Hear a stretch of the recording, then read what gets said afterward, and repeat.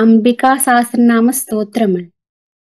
ఆ, ఓం సితమాల్యావస్త్రభూషాం శృతిసారా పూర్ణభవ్యతమభాషాం హృది భావయే అనసూయాం శ్రితనాగేశ్వర పదాంబుజఛాయాం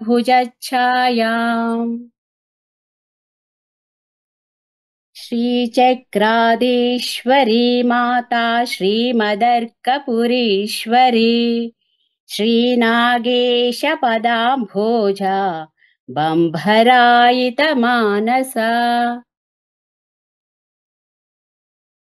ఆ. తాత్పర్యాలు లేవుగా వాటికి. లేవండి. ఉమా సహస్రం కదా. ఉమా ఓం శ్రీరామచంద్ర పరబ్రహ్మణే నమః. ఓం శ్రీ సరస్వతీ దేవ్యై నమః. ఓం నమో భగవతే శ్రీరమణాయ. ఉమా సహస్రము. అఖిల జగన్మాతో మాతమసాతపేన చాకులానస్మాన్ అనుగృహ్ణాత్వానుకంబ సుధార్థయా హసిత చంద్రికయా. ఇక్కడ పద్యం ఒకటి ఇచ్చారండి. చదవండి చదవండి. ఆంధ్రీకృత పద్యము. ఉమా భువన మాతృదేవతా తమమున దాపమున వికలిత మనస్కులమౌ మము బ్రోచునుగాత దయా విమల సుధార్థమగు నవ్వు వెన్నెల చేతన్.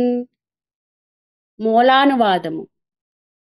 అఖిల జగత్తుకును మాతయగు ఉమాదేవత తమస్సు చేతను, చీకటి చేతను, లేక అజ్ఞానము చేతను, తాపము చేతను, ఎండ చేతను, లేక ఆధ్యాత్మికము, ఆది భౌతికము, ఆది దైవికమును తాపత్రయము చేతను బాధింపబడుచున్న మమ్ములను దయామృత శ్రావముచే శీతలమగు తన హసిత చంద్రికత చేత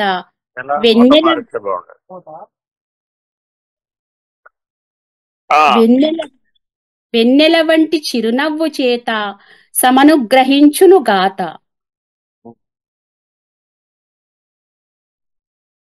నిన్న మనం ఉమా సహస్రంలో కొంత భాగాన్ని మనం మొదటి శ్లోకాన్ని ఒక పద్ధతిగా పరిశీలించాం. మళ్ళా ఒకసారి చూద్దాం.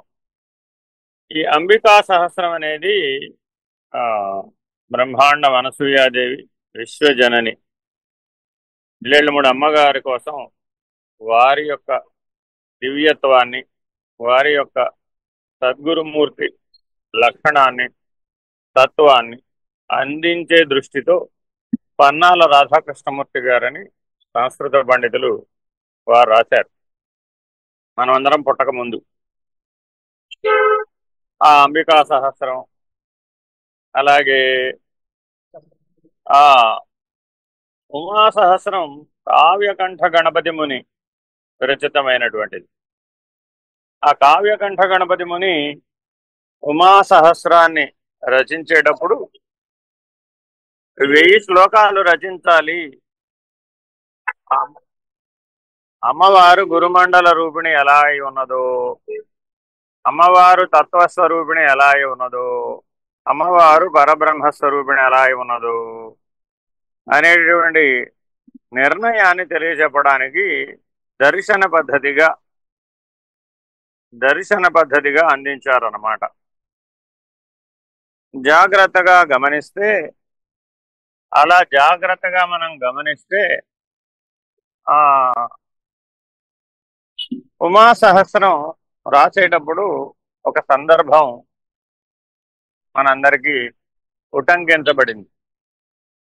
ఏమిటయ్యా అది అంటే, కావ్యకంఠ గణపతి ముని ఒక గుహలో కూర్చుని విరూపాక్ష గుహ పక్కన రాయటం మొదలుపెట్టారు. ఒక నిర్ణీత సమయం పెట్టుకుని రాద్దామనుకున్నారు. ఆ నిర్ణీత సమయంలో దాదాపు పూర్తిగా వచ్చిన సందర్భంలో కేవలం 250 శ్లోకాలు మాత్రమే పూర్తయినాయి. ఎంత ప్రయత్నించినా మిగిలినవి పూర్తి కాలేదు. సమయం భగవాన్ రమణులకు చెప్పినటువంటి సమయం ఇక 3 రోజుల్లో పూర్తయిపోతుంది. ఇంకా 750 శ్లోకాలు రాయాలి. ఎలా రాయాలి తోచడం లేదు.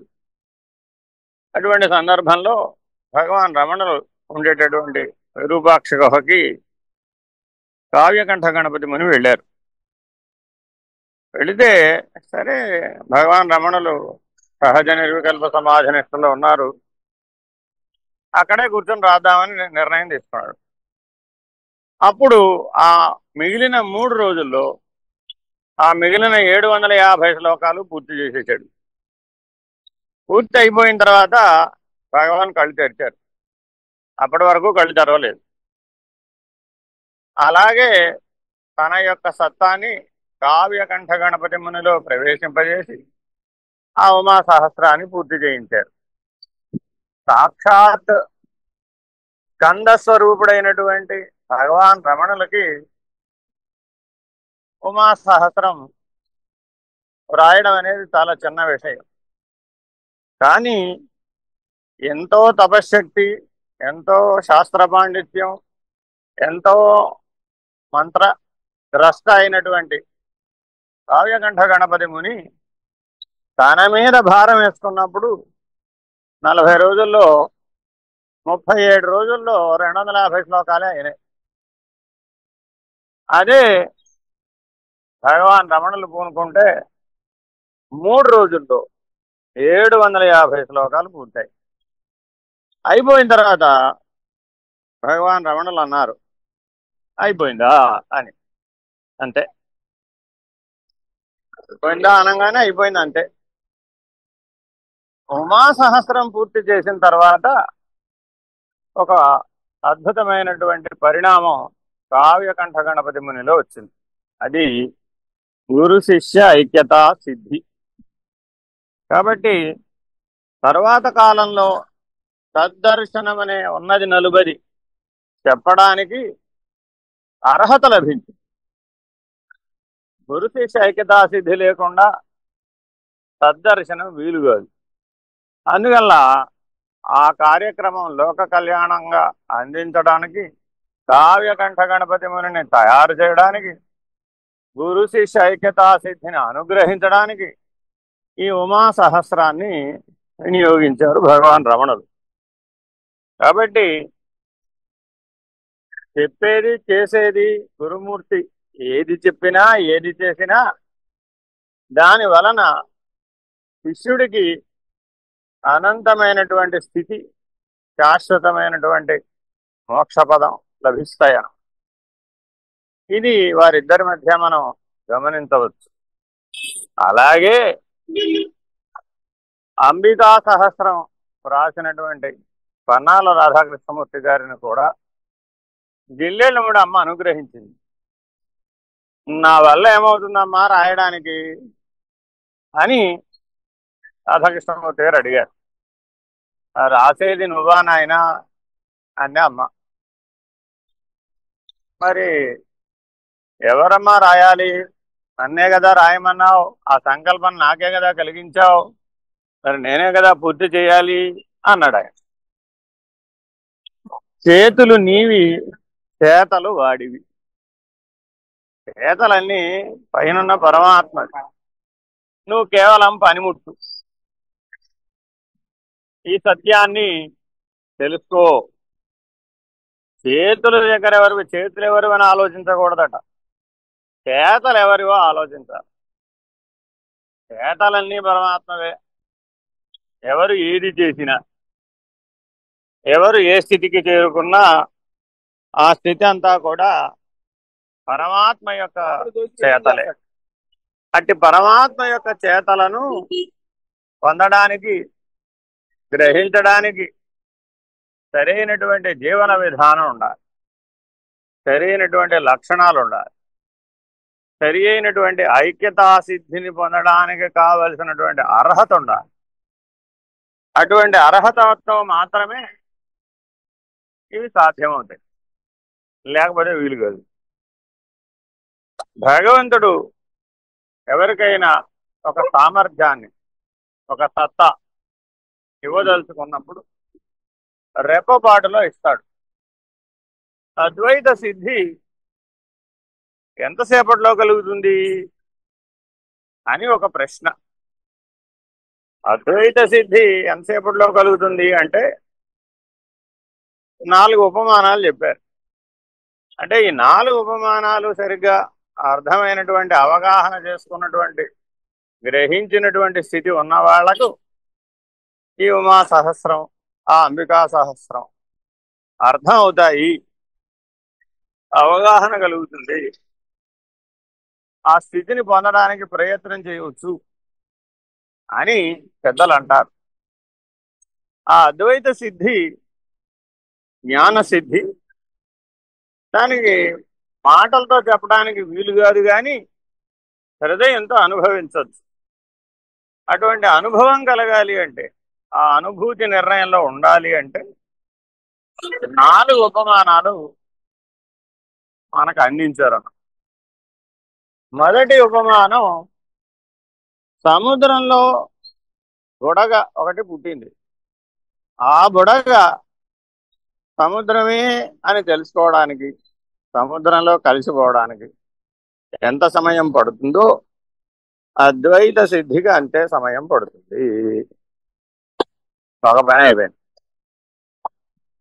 రెండవ పని, కుండలోనున్న ఆకాశం కుండ పగలేస్తే బయట ఉన్న ఆకాశంతో కలిసిపోవడానికి ఎంత సమయం పడుతుందో అంత సమయంలో అద్వైత సిద్ధి కలుగుతుంది. ఇది రెండవ ఉపమానం. ఇక మూడవ ఉపమానం, కలలో భయం కలిగితే ఆ భయం మేలుకొన్నవాడికి ఎలాగైతే పోవడానికి ఎంత సమయం పడుతుందో అంత సమయమే పడుతుంది అద్వైత సిద్ధికి. ఇది మూడవ ఉపమానం. కళ నుంచి మేలుకొన్న వెంటనే భయం పోయింది. కళలో ఒక సర్పం వచ్చింది. ఆ సర్పం కాటు వేస్తుందేమో, ప్రాణం పోతుందేమో అనే భయం కళలో కలిగింది. ఆ భయంలో నుంచి విముక్తుడు అవడానికి కళ్ళు తెరిచి మేలుకొన్నాడు.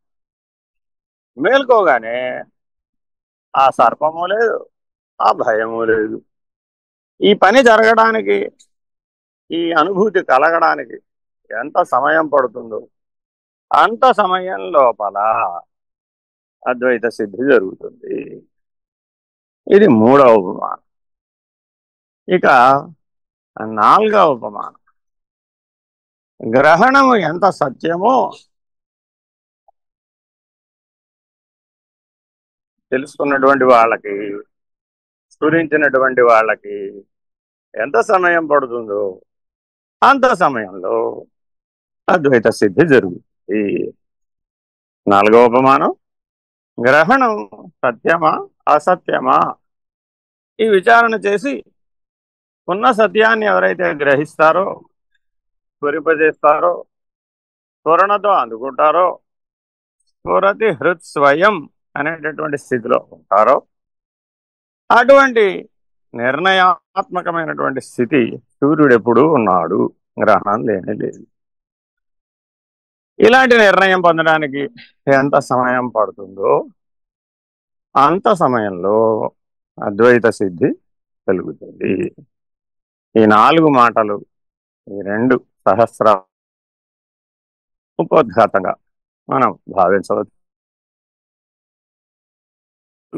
అవకాశం ఉన్నవాళ్ళు చదువుకోండి. మీకు అర్థం కాకపోయినా సంస్కృతంలో ఉన్నప్పటికీ కింద ఉమా సహస్రానికి తాత్పర్యం కూడా ఉంది, చదువుకుంటూ ఉండండి. మనం రోజుకు ఒక శ్లోకం కంటే చెప్పుకోలేం, ఎంతకాలం చెప్పుకుంటాం అనేది పరమాత్మ మన చేతిలో ఉంది. చేతులు మనవి కానీ చేతలు వాడివి కదా. కాబట్టి ప్రయత్నం చేద్దాం, ఎంత మేరకు అయితే అంత మేరకు. మరలా ఒకసారి చదువుతారా? ఉమాదేవత తన నవ్వు చేత మమ్మ అనుగ్రహించు గావుతమనేది వాక్యాభిప్రాయము. వెన్నెల అమృతము చేత అర్ధమగునట్లు ఉమాహాసము దయచేత అర్ధమగుచుండునని భావము. చంద్రిక చేత వెన్నెల చేత చీకటి పోయి ఉష్ణత శాంతించునట్లు ఉమాహసితము చేత తన అజ్ఞానము నశించి దుఃఖము నివర్తించునని తాత్పర్యము.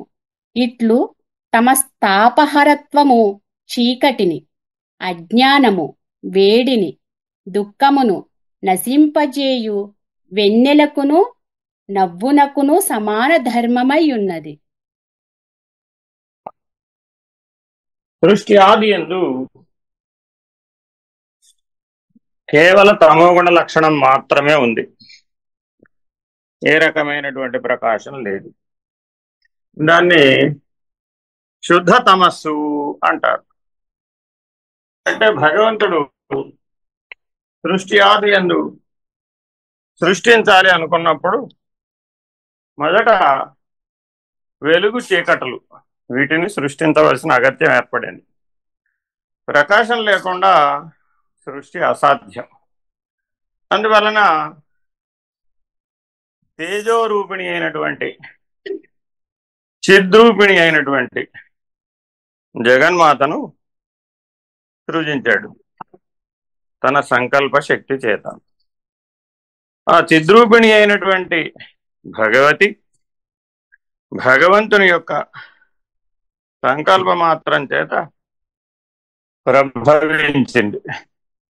ఎందుకు ప్రభవించింది అన్నారు?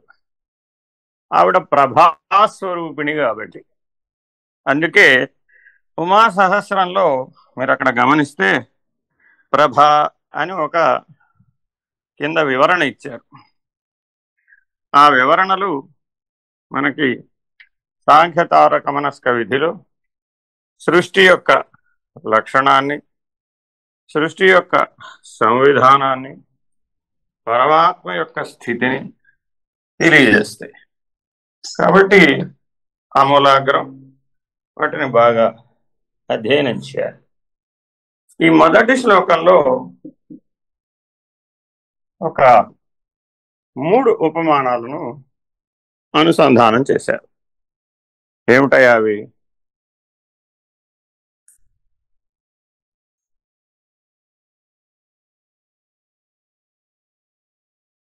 అమ్మవారు హసితే క్షణ నవ్వుతూ చూస్తుందట. చూపులో నవ్వు ఉన్నదట. చూపులో నవ్వు ఎలా ఉంటుందండి? ఎవరికైనా ముఖంలో నవ్వు ఉంటుందంటారు ఎవరైనా? నవ్వు మొహం అండి. పెళ్లి కూతురుని పెళ్లి చూపులకు వెళ్ళి చూసి వచ్చిన తర్వాత అందరూ అంటారు అనమాట, పెళ్లి కూతురు గారు ఎప్పుడు నవ్వుతూ ఉంటుందండి. నవ్వు మొహం అండి అమ్మాయిది, హసితే క్షణ అంటారు. అంటే అది ఒక దైవీ లక్షణం, చాలా చాలా ముఖ్యమైనది. ఎందుకు వచ్చారా బాబోయ్ అని మొహం గంటు పెట్టుకుని ఉన్నాం అనుకోండి, ఇంకప్పుడు మరి వాళ్ళతో కలిసి జీవించాలంటే కష్టం కదా. కాబట్టి మానవుడు ఎప్పుడు ఎలా ఉండాలి? అమ్మవారి వలె ఉండాలి. అయ్యవారి వలె ఉండటం రాకపోయినా కనీసం అమ్మవారి వలె అయినా ఉండాలి. ఎప్పుడూ మందస్మిత వదనారవిందమే అయి ఉండాలి. ఎలా ఉండకూడదు అనేది కూడా చెప్పడం ఉండాలో మాత్రమే చెప్పుకున్నాం. అంటే బాగా తెలుసుకోవలసింది ఎలా ఉండాలో, విడువలసింది ఎలా ఉండకూడదు అది చెప్పక్కర్లా. ప్రతి వాళ్ళకే తెలుసు. చాలా జాగ్రత్తగా గమనిస్తే 104 డిగ్రీల జ్వరం వస్తే మనం నవ్వగలుగుతామంటారా? మందహసితే క్షణ ఉంటుందంటారా? ఐసీయూలో చివరి శ్వాసలో ఉన్నాడండి. మరి ఇప్పుడు చివరి శ్వాసలో ఉన్నటువంటి మృత్యుముఖంలో ఉన్న వ్యక్తి మందస్మిత వదన అరవిందంతోనే ఉంటాడంటారా? అమ్మను దర్శిస్తూ గనక ఉన్నట్లయితే, నిరంతరాయ దర్శనం గనక ఉన్నట్లయితే, దివ్యత్వం సహజమైతే, ఈశ్వరహంసగా సహజమైతే, పరమహంస తానే అయితే ఆ మందస్మిత వదనారవిందం ఎప్పుడూ ఉంటుంది. అది ఎక్కడికి పోదు. అది నీ సహజ లక్షణం. అసలు ఆ దైవీ లక్షణాలతోనే నువ్వు జన్మించావు. అందుకని 3 ఉపమానాలు ఏమిటయ్యా అంటే, ఒకటి అరవిరిసినటువంటి తామర పువ్వు. ఆ తామర పువ్వును చూడగానే అందరికీ ముఖం విప్పారుతుందట. ఎందుకనయ్యా అంటే ఆ వికసించినటువంటి కమలాన్ని చూడగానే మన హృదయంలో పరమానంద భరితమైనటువంటి ఒక స్ఫురణ కలుగుతుంది. అలాగే పౌర్ణమి నాటి వెన్నెలను చూడగానే మనకి ఆ స్ఫురణ కలుగుతుంది. 3వ ఉపమానం, శైశవావస్థలో ఉన్నటువంటి శిశువు నిన్ను పలకరించాడు. నిన్ను చూడగానే వాడు నవ్వాడు. ఏమిటయ్యా వాడు పలకరింపు? పెద్ద ఉపన్యాసం ఏం చెప్పండి, అలాగా చూడగానే నవ్వుతాడు. అదే వాడు పలకరింపు. అబ్బా నన్ను చూసి నవ్వాడని అందరూ మురిసిపోతూ ఉంటారు. ఎంత మురిసిపోతారయ్యా అంటే చెప్పలేనంత. ఎంత ఆనందం కలిగిందో చెప్పమనండి. దానికి ఒక ఉపమానం చెప్పారు మళ్ళీ అక్కడ. ఆ నవ్వట తన తల్లిని చూసినప్పుడు పలకరింపుగా నవ్వాడు. అప్పుడు ఎంత బాగా నవ్వాడు? అంత బాగా నవ్వినటువంటి ఆ శైశవావస్థలో ఉన్న 1 సంవత్సరం లోపల ఉన్న శిశువును చూస్తే తల్లికి ఎంత ఆనందం కలిగిందో అని ఆనంద లక్షణానికి ఒక ప్రమాణం చెప్పారు. ఇది సకల జీవరాశులలో ఉన్నదట, ఒక్క మానవులకే కాదు. అందుకే జిల్లేళ్ళముడి అమ్మ అంటుంది, అదేంటి నేను సకల జీవరాశికి తల్లిని. ఒక్క మానవులకు అనుకున్నాం ఏమిటి? నేను సకల జీవరాశికి తల్లినంటు. ఇలాంటి వర్షాకాలంలో ఒక పంది ప్రసవిస్తూ ఉంటుంది. పాపం కష్టపడలేకపోతూ ఉంటుంది ప్రసవ వేదనతో. అప్పుడు తల్లి ఆ బురదలో వెళ్ళి ఓ గొడుగు పట్టుకుని ఆ మాతృమూర్తికి సేవ చేసి ఆ పంది పిల్లలను కనేటట్టుగా చేసి వాటిని సవ్యమైనటువంటి స్థితిలో మాతృస్తన్యాన్ని పొందేటట్లుగా ఏర్పాటు చేసి ఆ తల్లి అని ప్రసవ వేదన నుంచి సేద తీర్చడానికి ఆ పందిని నిమురుతూ మరి ఈ ఈ స్థితిని గమనించినటువంటి అర్కపురిలో ఉన్నటువంటి అనేక మంది అమ్మని అడిగారు, ఏంటమ్మా ఇది? పైన వాన, కింద బురద, నీవు చేస్తున్న పని ఏమిటిది? ఆ పందిని నిమరడం ఏమిటి? ఆ పందిగారు ఏమైనా మహానుభావుడా, యోగీశ్వరుడా? ఎవరెవరో మహానుభావులను ఆదరించావంటే అర్థం ఉంది, యోగీశ్వరేశ్వరులను ఆదరించావంటే అర్థం ఉంది. ఈ పంది యొక్క ప్రసవ వేదన కూడా నువ్వు కందిపోతే ఎలాగమ్మా అంటే, అమ్మను గదు నాన్న అంది. అంతే. ఆవిడ సమాధానం ఎవరైనా అడగనివ్వండి ఒకటే, ఏమిటి? అమ్మను గదు నాన్న. నేను అందరికీ అమ్మనే, నీకే అమ్మని, నీకు అమ్మని కాదు అనడానికి లేదయ్యా బాబు. అనంత విశ్వానికి నేను మాతృమూర్తిని. అలాంటి దృష్టి కలగాలట. జగజ్జనని, విశ్వజనని అనేటటువంటి దృష్టి కలిగితే తప్ప మనం అమ్మను అర్థం చేసుకోలేమట. అమ్మ ఇప్పుడు ఇంతకీ అష్టలక్ష్మి స్వరూపమా, నవదుర్గా స్వరూపమా, దశమహావిద్యా స్వరూపమా, చిద్రూపిణి అయినటువంటి ఏకస్వరూపమా? అమ్మ ఒకటా, రెండా, మూడా, త్రిశక్త్యాత్మకమా, లేదా పంచభూతాలతో కూడుకున్నటువంటి సృష్టి పంచభూత స్వరూపిణియా, లేదా స్కందునికి జన్మ ఇచ్చినటువంటి అమ్మ, లేదా సప్తమాతృకలు స్వరూపిణియా, లేదా 8గా చూస్తే, 9గా చూస్తే, 10గా చూస్తే దశమహావిద్యా స్వరూపిణ్యా, నవదుర్గా స్వరూపిణ్యా, అష్టలక్ష్మీ స్వరూపిణ్యా? ఇలా ఎన్ని రకాలుగైనా చెప్పుకోవచ్చు. ఇంతకీ ఆవిడ మంగళగౌరే, మహాలక్ష్మే? మంగళవారం ఏమో మంగళగౌరట శ్రావణ మాసంలో, శుక్రవారానికి వచ్చేటప్పటికేమో మహాలక్ష్మి అట. అదేమిటండి మధ్యలో సరస్వతీదేవి ఏమైపోయినట్టు? త్రిశక్త్యాత్మకంలో గౌరీదేవిని పూజిస్తారు, అలాగే లక్ష్మీదేవిని పూజిస్తారు. మధ్యలో జ్ఞానం ఏది? సరస్వతీదేవి యొక్క సహాయం లేకుండా మరి ఎలా పూజిస్తారు, ఎలా గ్రహిస్తారు దివ్యత్వాన్ని? అందుకని రాబోయే ఆశ్వయుజ మాసంలో శరన్నవరాత్రులలో సకల రూపాలను, అర్చారూపాలు స్వరూపాలను 2 రకాలు ఉంటాయి. అర్చ, విభవ, యంత్ర, మంత్ర, తంత్ర. ప్రతి దేవతకి 5 రూపాలు ఉంటాయి. ఈ 5ంటికి ఆవల స్వరూపం ఉంటుంది. ఇది గుర్తుపెట్టుకోవాలి. మానవుడు ఎక్కడ ఆగిపోతాడయ్యా అంటే అర్చారూపం దగ్గర కానీ, వైభవ రూపం దగ్గర కానీ, లేదా మంత్ర రూపం దగ్గర కానీ, లేదా యంత్ర రూపం దగ్గర కానీ, లేదా తంత్ర రూపం దగ్గర కానీ ఆగిపోతాడు. అక్కడ వరకు ఆగిపోతే అది అనన్య భక్తికి సరిపోదు, పరాభక్తికి అసలే సరిపోదు. కాబట్టి భక్తి యొక్క పరాకాష్ఠ అనన్య భక్తి, పరాభక్తి. ఆ రెండింటినే నిజ భక్తి అంటారు. అలా ఉన్నటువంటి వాళ్ళకే జ్ఞానం లభిస్తుంది, లేకపోతే లభించదు.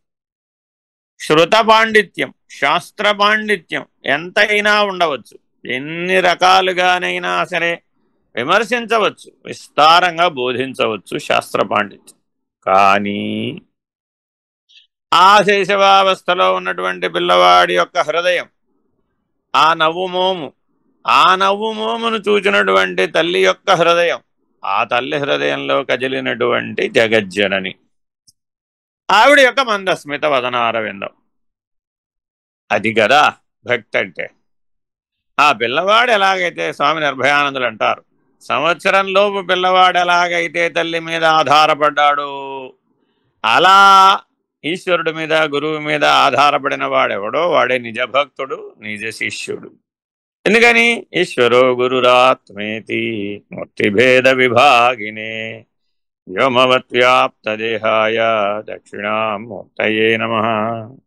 సాధారణంగా సాధకులందరూ కూడా ఓంకారాన్ని మంత్రాలలో అనుసంధానం చేస్తూ ఉంటారు.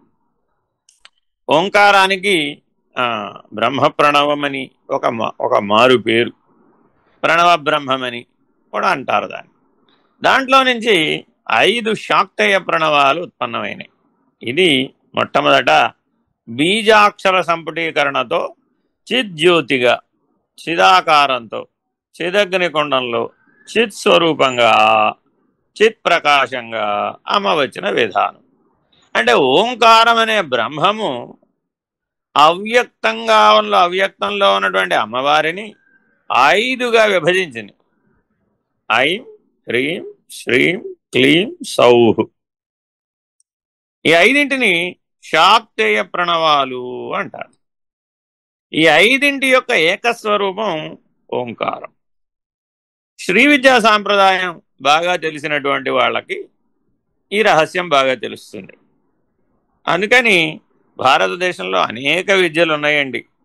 ఆ విద్యలలో అన్నిటి యొక్క సారాంశం ఏమిటయ్యా అంటే జీవో బ్రహ్మైవ నాపరః, ఇదమేవతు సచ్శాస్త్రం ఇది వేదాంత డిండిమః. వేదాంత డిండిమం ఢక్కా మోగించి మరీ చెప్తోంది. ఎన్ని శాస్త్రాలు, ఎన్ని అధ్యయనాలు, ఎన్ని విధానాలు చేసినా, ఎన్ని ఆచరణలు చేసినా, ఎంతగా కర్తవ్యనిష్ట, కర్మనిష్ట కలిగి ఉన్నప్పటికీ నీకు అద్వైత జ్ఞానం గనక కలగకపోయినట్లయితే నీవు పరిణతి చెందని వాడవే. చాలా జాగ్రత్తగా అర్థం చేసుకోవాలి. ప్రతి మానవుడు కూడా చేతలలో అయినా మునిగిపోతాడు, లేదా చేతులలో అయినా మునిగిపోతాడు, పాత్రలలో అయినా మునిగిపోతాడు, లేదా పాత్రోచిత వ్యవహారంలో అయినా మునిగిపోతాడు, లేదా బ్రహ్మాండ వ్యవహారంలో అయినా గ్యారంటీగా మునిగిపోతాడు. సమిష్టి సూక్ష్మంలో అయినా మునిగిపోతాడు, లేదా వ్యష్టి సూక్ష్మంలో అయినా మునిగిపోతాడు.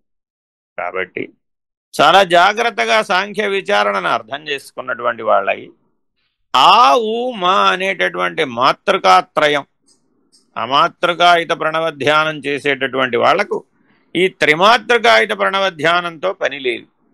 అంటే అందరూ ధ్యానం చేస్తున్నాం అంటారు. ఏం ధ్యానం చేస్తున్నారు అని అడుగుతారు. ఏం ధ్యానం చేస్తున్నాం అంటే ఏదో చెప్తారు ఎవరికి వాళ్ళు. కానీ చేయవలసింది ఏమిటట? మొట్టమొదట ప్రారంభ కాలంలో త్రిమాతృకాయుత ప్రణవ ధ్యానం. ఎందుకని అంటే అందులో అకారం అక్షరస్వరూపం. క్షరుడుగా ఉన్నటువంటి సాధకుడిని అక్షరుడుగా, సిద్ధుడుగా మార్చేటటువంటి గొప్ప సాధన ప్రణవానుసంధానం. అందులో త్రిమాతృకలలో మొట్టమొదటి మాతృక అకారం. అక్షరాణం అకారోస్మి అని పరమాత్మ విభూతి యోగంలో చెప్పాడు. సరే, ఏమిటి మరి మా రెండిటి సంగతి ఏమిటి? మేము అసలే మేము ఆ రజోగుణం తమోగుణం లేకపోతే మీ సత్వగుణంతో ఏం పని అవుతుంది కనుక ఎప్పుడూ నిదానం, ఎప్పుడూ శాంతం, ఎప్పుడూ సామరస్యం, ఎప్పుడూ ఆ పక్కన స్థిరంగా కూర్చోవడం, ఏ పని చేయకుండా కూర్చోవడం. ఈ సత్వగుణం వాళ్ళతో ఏం పని అవ్వదండి. ఎందుకని అంటే ధర్మరాజు గారు లాంటి వాళ్ళు వీళ్ళు, విదురుడు లాంటి వాళ్ళు వీళ్ళు. ధర్మరాజు గారు విదురుడు గారు ఏం చేశారయ్యా మహాభారతంలో అంటే ఏం చేయలేదు. ఒక పక్కన ధర్మపన్నాలు చెప్తూ ఉండేవారు అన్నమాట. ధర్మమేదో అధర్మమేదో చెప్పడానికి విచక్షణకి, విచారణకి, జ్ఞాన దృష్టికి ఉపయోగపడతారు. సత్వం సంధ్య అయితే జ్ఞానం. కాబట్టి ఈ నెళ్ళి అర్జెంటుగా అక్కడెక్కడ విరాట పర్వంలో జీమూతమల్లుడు వచ్చాడు కదా అని ధర్మరాజు గారిని వెళ్ళి జీమూతమల్లుడితో కుస్తీ పట్టమన్నారు అనుకోండి. ధర్మరాజు గారు కుస్తీ ఎలా పడతాడు? పట్టలేడు. దానికి తగిన వాడు భీమసేనుడు, వలలుడు. ఏం చేశాడయ్యా అంటే కోపం వచ్చి అక్కడ ఒక పెద్ద మర్రి వృక్షం ఉంటే ఆ మర్రి వృక్షాన్ని సమూలంగా పెరకి వేసాడట ఒక్క ఊపులో. ఆ చెట్టుతో ఒక దెబ్బ కొట్టాడట. అంతే అంతే సంగతులు. ఆ జీమూతమల్లుడు కాస్త యమపురికి చేరుకున్నాడు. ఎందుకయ్యా ఎలాగే అంటే అది ఆయన బలం. మరి లోకంలో రెండో అవసరమే. మరి అర్జునుడేమో ఏకంగా స్వర్గానికి ఇక్కడి నుంచి భూలోకం నుంచి భూర్లోక సువర్లోకాలు పైకి ఊర్ధ్వలోకాలకి బాణాలతో మెట్లు కట్టాడట. సోపాన పరంపర ఏర్పరిచాడట. ఆ సోపాన పరంపర మీద భీముడు స్వర్గానికి వెళ్ళి ఐరావతాన్ని కిందకి దించాడు. అదే బాలభారతం సినిమా. జరిగిందో జరగలేదో తర్వాత విషయం. అందులోని జ్ఞానాన్ని గ్రహించాలి మనం. చారిత్రక సంఘటనల దృష్ట్యా చూడకూడదు, లౌకిక దృష్టితో చూడకూడదు. అంటే మానవుడు తలుచుకుంటే సంకల్ప శక్తితో స్వర్గానికి కూడా వారధి కట్టగలడు. 3 లోకాలకు వెళ్ళి రాగలడు. ఇవాళ వెళ్ళొస్తున్నాం. చంద్రలోకమైనా దేవేంద్రలోకమైనా, ఆఖరికి అంగారకుడు, ఇక సూర్యుడి మీద కూడా ఆల్రెడీ ఓ శాటిలైట్ పంపించేసాం. దాంట్లోనే మనిషిని కూడా ఇచ్చి పంపించేస్తే వాడు వస్తాడో రాడో తర్వాత విషయం. ఇలాగా మానవుడు యొక్క ప్రగతి, విజ్ఞానవంతమైన వివేకవంతమైన ప్రగతి ఎంతో ఉంది. ఒక కణాన్ని అర్థం చేసుకోగలుగుతున్నాడు, ఒక నరాన్ని అర్థం చేసుకోగలుగుతున్నాడు. కానీ తన మనసును మాత్రం అర్థం చేసుకోలేడు, తన అంతఃకరణాన్ని మాత్రం దాటలేడు. భగవాన్ బాబా వారు అంటారు, ఆకాశంలో చుక్కలు లెక్క పెట్టవచ్చు, లెక్కకు మిక్కిలిగా ఉన్న శాస్త్రచయమంత ఔపోసన పట్టవచ్చు. తన శిరస్సుపై గల వెంట్రుకలు లెక్క పెట్టగావచ్చు. నఖ శిఖ పర్యంతము ఉన్నటువంటి సకలము తెలుసుకొనగలడేమో, కానీ తన అంతరంగమును మాత్రము తాను తెలియలేడు. అంటే ఎందుకయ్యా? క్షణక్షణ మారిపోతున్నది. ఎలా మరి అంటే ఒక పద్ధతిలో అయితే వీలవుతుందయ్యా. అదేమిటయ్యా అంటే అమ్మ దయ, గురు కృప, ఈశ్వర కృప ఉంటే వీలవుతుంది. ఏం చెయ్యాలయ్యా దానికి మరి అంటే సాక్షిగా ఉండాలి.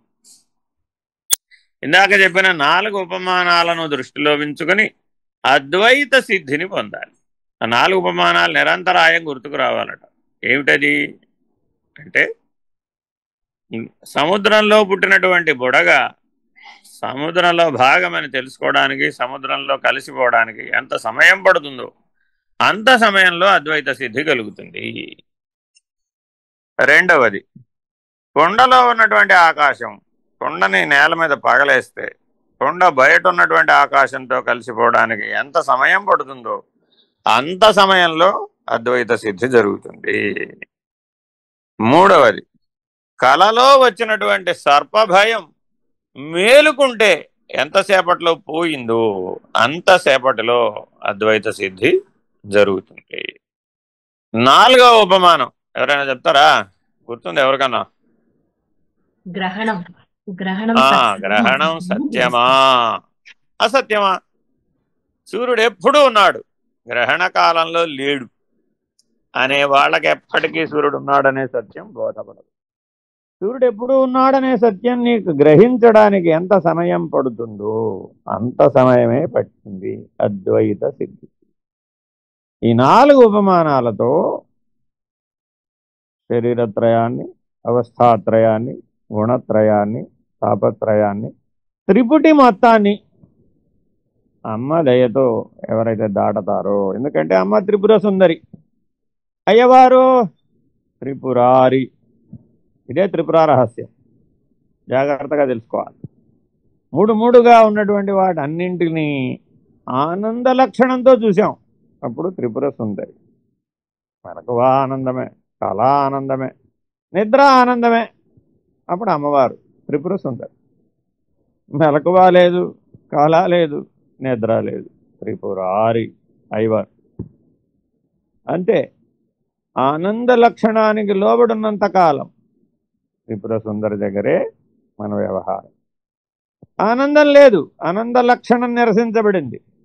సత్ చిత్, సదసత్తులుగా చిదచిత్తులుగా ఉన్నదెవరో వారే ఉమామహేశ్వరుడు. మహేశ్వరుడు సదసత్తులకు ఆవలున్నాడు. అమ్మ ఉమా అంబిక చిదచిత్తులకు ఆవలున్నాడు. అది అచిత్తు కాదు, చిత్తు కాదు.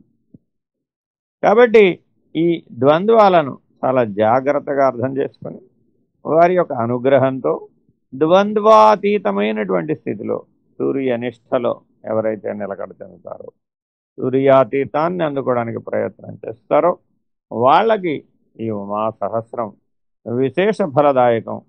అంబికా సహస్రం నిత్య పారాయణీయం. హరి ఓం శ్రీ గురుభ్యో నమః. హరి ఓం. నారాయణ నారాయణ.